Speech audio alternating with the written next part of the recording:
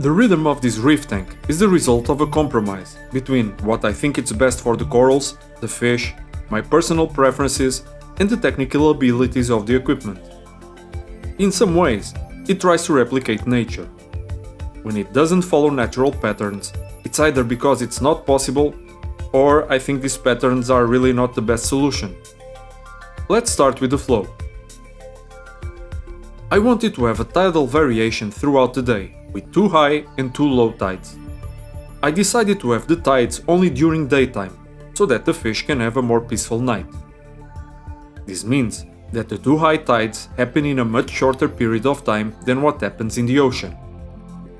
The main flow of the tank is assured by 2 pumps located on either side of the overflow, on both sides of the anemone's cave. Talk about living dangerously. These are 2 Jabao CP150 that are pointed at different directions. The T1 controllers allow me to schedule different modes and flow rates throughout the day. Although they could have 2 completely different schedules, I chose to have almost the same schedule for both. During the night, they are in constant mode at 60%. This provides just enough flow for the corals while allowing the fish to rest. At 9 o'clock, the pumps enter nature mode. This mode has the pumps slowly changing speed randomly to a maximum of 80%.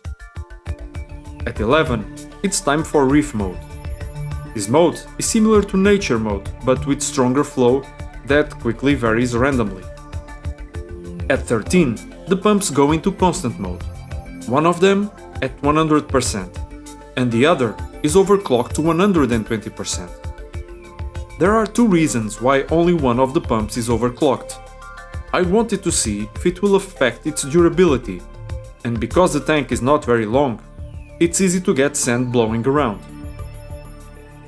At 14, both pumps get back to reef mode for a couple of hours. At 16, the tank gets a 1-hour rest in nature mode. At 17, it's time for a couple more hours of reef mode. At 19, comes the second high tide of the day, with both pumps running in constant mode at 100%. At 20, the tank starts to slow down for the night.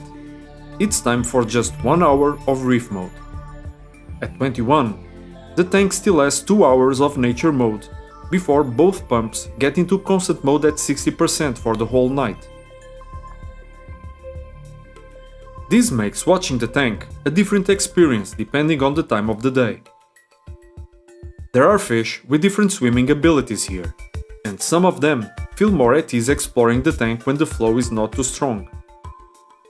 The lighting of this tank is assured by 3 fixtures, 2 Aquamedic Angels and the Max Spec Razor. They are positioned in a way that allows for a simulation not only of the sun intensity, but also the inclination of the light entering the water throughout the day. The tank is located right next to 2 glass panes that allows lots of ambient light all day long. This means that my effort to create a sunrise effect is barely noticeable because of how strong the ambient light is in the morning. So I decided to put more emphasis into the sunset effect, which is the part of the day where I spend more time watching the tank, and in fact takes place after sundown.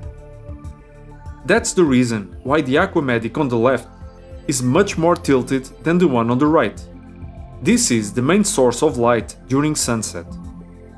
The fixture on the right is responsible for lighting the most demanding animal in the tank, magnificent anemone, and this was also a reason to have this fixture pointed directly at the anemone.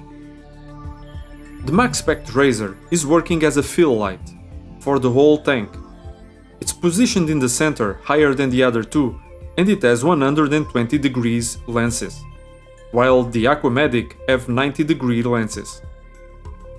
Although the Aquamedic have 3 controllable channels, I decided to group them in 2, one group with all the blues and another with the white and red.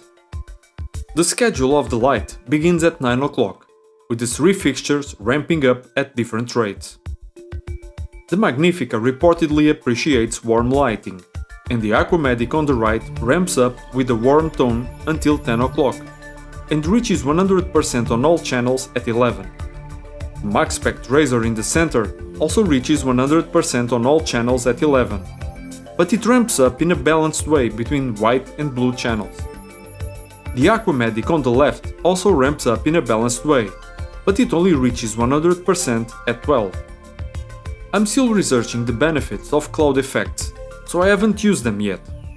All the lights stay on 100% until 1830. There are some fish that don't appreciate the full-blown reef light, namely the marine bettas and the cardinals. So I decided to give them a prolonged sunset period from 1830 until 23. The first fixture to ramp down is the MaxSpect. I wanted to get rid of this fill light first because it helps to create a more dramatic effect of light and shadow during sunset.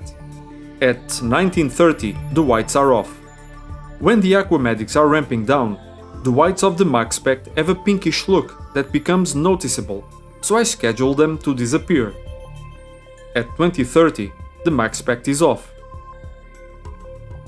The Aquamedic on the right over the Magnifica begins ramping down at 19, leaning towards a slightly bluer look, and at 21, it's off. The Aquamedic on the left is extremely tilted and provides the main lighting of the tank during sunset. At 20, it begins ramping down. At 21, it's the only fixture lighting the tank, with 15% whites and 90% blues. It takes 2 hours to ramp down to 0. The whole sunset goes on from 1830 until 23. From then on, only the moonlights on the left fixture are used at 1% until the morning. The skimmer and UV are on the same schedule. They are off from 1330 until 18. I dose Reef energy around lunchtime, and the skimmer and UV would affect this product.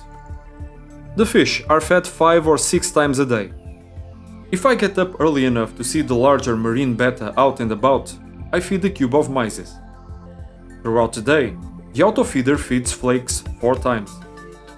After dinner around 21, when only one of the fixtures is on, I feed 2 cubes of mysis.